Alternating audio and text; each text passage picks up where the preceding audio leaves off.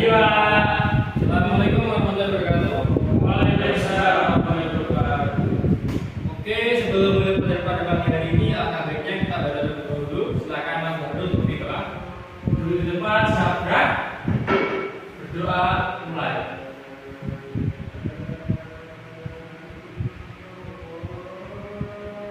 Berdoa selesai. Oke, pada pertemuan kemarin kita sudah mempelajari mengenai sifat-sifat cahaya. Sekarang kita akan mempelajari mengenai melihat karena cahaya.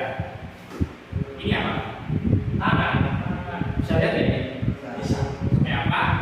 Mata. Pakai mata. Oke. Anak-anak tahu nggak? Mata itu bagiannya apa aja, fungsinya apa saja? Ayo, siapa yang tahu? Mata yang fungsinya melihat. Oke, bagiannya apa saja? Pakai mata dulu. Mata. Ya, lensa mata. Ada lagi yang tahu? Kelopak. Iya, kelopak mata. Ada lagi yang tahu? Oke, Fernandes. Pupil. Itu kebatas. Pupil. Pupil. Iya, iya. Oke, itu juga. Oke, di sini kita akan belajar mengenai bagian-bagian mata dan juga gangguan pada mata. Oke, yang pertama bagian mata dulu. Oke, yang pertama ada kornea mata ya. Kornea mata itu untuk melindungi beberapa bagian mata. Di dalam kornea ini seperti ada pupil, ada lensa, dan sebagai tempat masuknya cahaya.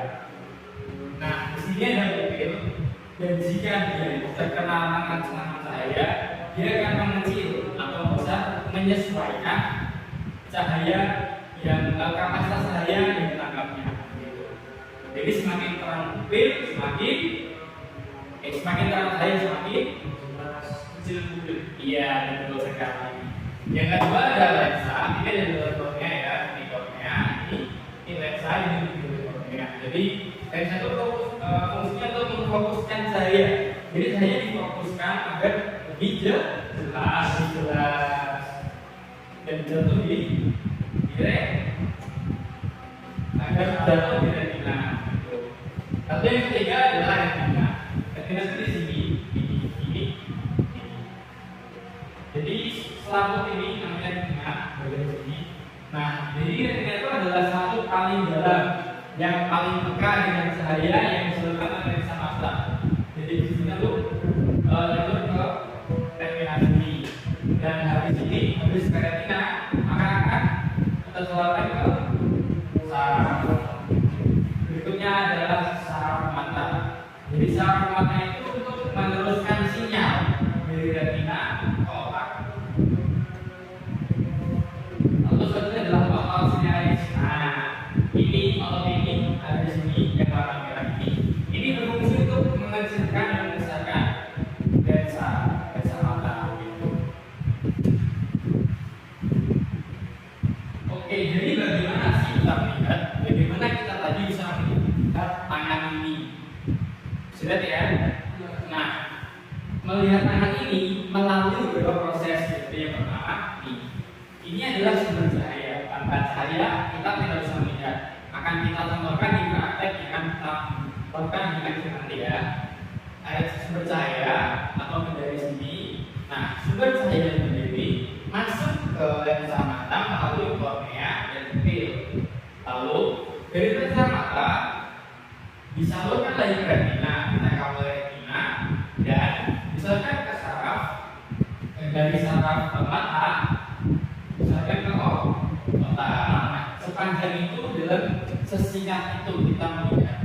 Panjang prosesnya dari benda dulu, lalu masuk ke lensa dulu, lensa masuk ke retina dulu, lalu masuk ke saraf dulu, saraf baru ke otak.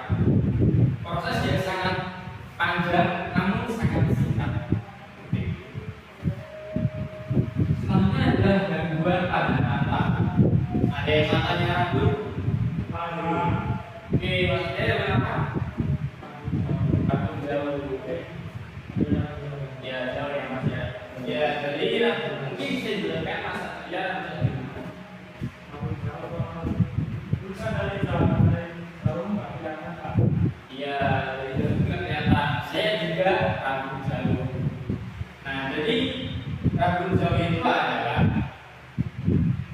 atau disebut dengan miopia adalah di mana malam tidak dapat terlihat dengan jarak yang jauh.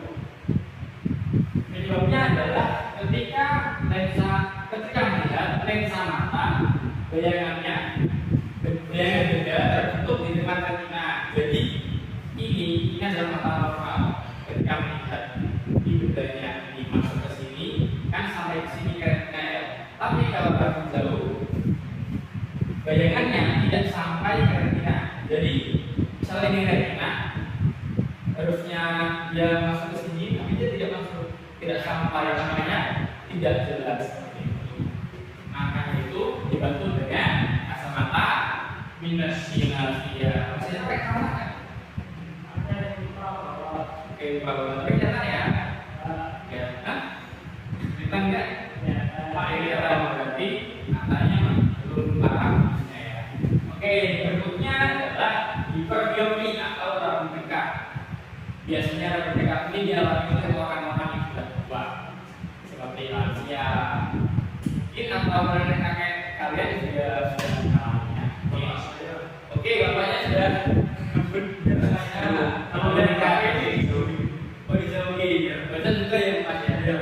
Oke, jadi rabun dekat itu disebutkan karena lensa mata terlalu tipis, jadi tipis sekali lensa matanya sehingga bayangannya itu susah terfokuskan ke retina. Ini adalah mata normal. Melihatkan tadi ya, masuk ke retina sini.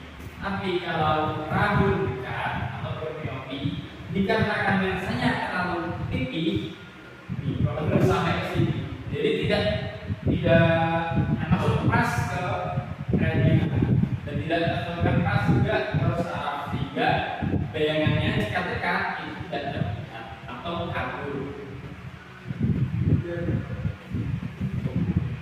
Oke, sekian materi dari Bapak ya. Sekarang saya ada sedikit praktek ya untuk kita memahami lebih baik mengenai peran cahaya dalam melihat ya. Ini Bapak sudah siapkan, ini saya namakan protokol saja. Nah, ini silakan berkelompok. Mas silakan maju di sini ya. Masnya juga silakan maju.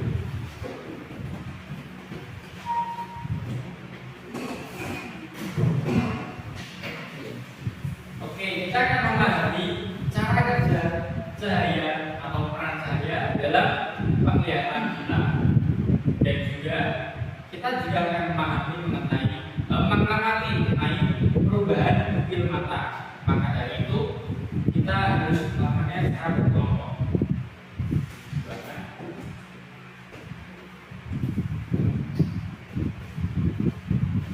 Oke, untuk langkah-langkahnya ada di sini ya, sudah tuliskan, tinggal dipraktekkan saja.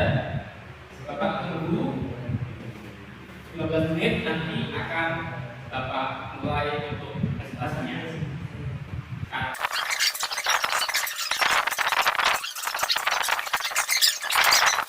Sudah semua?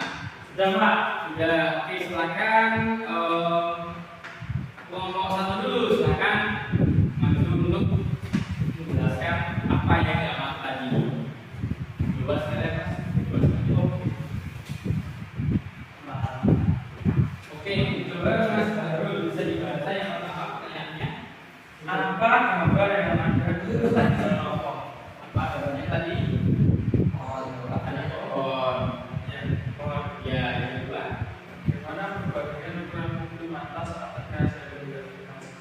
Ya, tadi yang tadi itu siapa tadi yang ngomongnya tadi? Saya nanti saya tulisnya nggak tadi? Lihat ya. Tadi pas apa tadi promonya ditutup, bukunya besar. Kalau juga kecil. Ya, jadi seperti itu. Jadi semakin gelap, semakin besar. Ya, itu. Jika cahaya terlalu terang, maka semakin kecil. Ya, kan berikutnya saya akan lagi. Lebih jelas mana tulisan di dalam rokok saat mendapat cahaya atau saat gelap? Ya, jadi bagaimana? Saat mendapat cahaya lebih jelas. Ya, karena cahaya membantu penglihatan terakhir, orang saya menentunya apakah memang ya? Ya. Ya sudah sama ya. Oke, seperti itu. Jadi seperti itu yang anaknya. Oke, boleh dulu ya. Oke, jadi begitu saja ya pembelajaran dari Bapak. Kurang lebihnya mohon maaf. Assalamualaikum warahmatullahi wabarakatuh. Waalaikumsalam. Oh ya, nanti untuk LKPD-nya Bapak akan dikirimkan lewat WA ya, mungkin bisa dikerjakan dan nanti jawabannya ditulis di buku masing-masing dan besok kita cocokkan. Ya Pak. Ya, boleh sudah. Terima kasih.